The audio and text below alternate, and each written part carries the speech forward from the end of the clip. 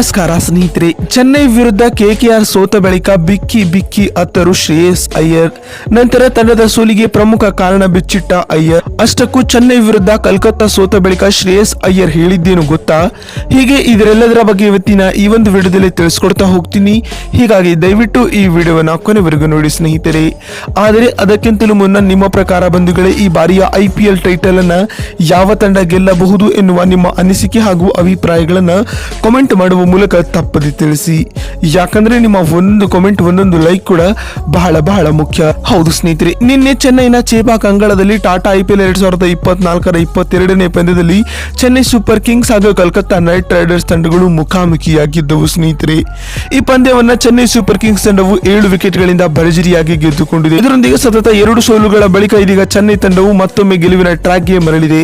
ಹೌದು ಸ್ನೇಹಿತರೆ, ಈ ಒಂದು ಪಂದ್ಯದಲ್ಲಿ ಟಾಸ್ ಸೋತು ಮೊದಲು ಬ್ಯಾಟಿಂಗ್ ಮಾಡಿದ ಕಲ್ಕತ್ತಾ ನೈಟ್ ರೈಡರ್ಸ್ ತಂಡವು ನಿಗದಿತ 20 ಓವರ್ಗಳಲ್ಲಿ ಕೇವಲ 139 ರನ್ ಬಾರಿಸಲಷ್ಟೇ ಸಾಧ್ಯವಾಯಿತು ಸ್ನೇಹಿತರೆ.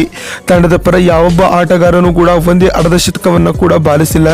ಚೆನ್ನೈ ತಂಡದ ಪರ ತುಷಾರ್ ದೇಶಪಾಂಡೆ ಹಾಗೂ ರವೀಂದ್ರ ಜಡೇಜರವರು ಬೌಲಿಂಗ್ ನಲ್ಲಿ ಮ್ಯಾಜಿಕ್ ಮಾಡಿದರು. ಸುಲಭ ಟಾರ್ಗೆಟ್ ಅನ್ನ ಬೆನ್ನಟ್ಟಿದಂತಹ ಚೆನ್ನೈ ಸೂಪರ್ ಕಿಂಗ್ಸ್ ತಂಡವು ಕೇವಲ 17.4 ಓವರ್ಗಳಲ್ಲಿ 3 ವಿಕೆಟ್ ಕಳೆದುಕೊಂಡು ಟಾರ್ಗೆಟ್ ಅನ್ನ ಚೇಸ್ ಮಾಡಿತು. ಇದರೊಂದಿಗೆ ಕಲ್ಕತ್ತಾ ವಿರುದ್ಧ 7 ವಿಕೆಟ್ಗಳ ಭರ್ಜರಿ ಗೆಲುವನ್ನ ಚೆನ್ನೈ ತಂಡ ದಾಖಲಿಸಿತ್ತು ಸ್ನೇಹಿತರೆ. ಈ ಮುಖೇನವಾಗಿ ಕೆಕೆಆರ್ ತಂಡವು ಟೂರ್ನಿಯಲ್ಲಿ ಮೊದಲ ಸೋಲನ್ನ ಕಾಣಬೇಕಾಯಿತು. ಈಗ ಚೆನ್ನೈ ವಿರುದ್ಧ ಕೆಕೆಆರ್ ಸೋತ ಬಳಿಕ ಪೋಸ್ಟ್ ಮ್ಯಾಚ್ ಪ್ರೆಸೆಂಟೇಷನ್ ವೇಳೆ ಮಾತನಾಡಿದ ಕಲ್ಕತ್ತಾ ನೈಟ್ ರೈಡರ್ಸ್ ತಂಡದ ನಾಯಕ ಶ್ರೇಯಸ್ ಅಯ್ಯರ್ ಅವರು ಭಾವುಕರಾಗಿ ಈ ರೀತಿಯಾಗಿ ಹೇಳಿದ್ದಾರೆ ಸ್ನೇಹಿತರೆ.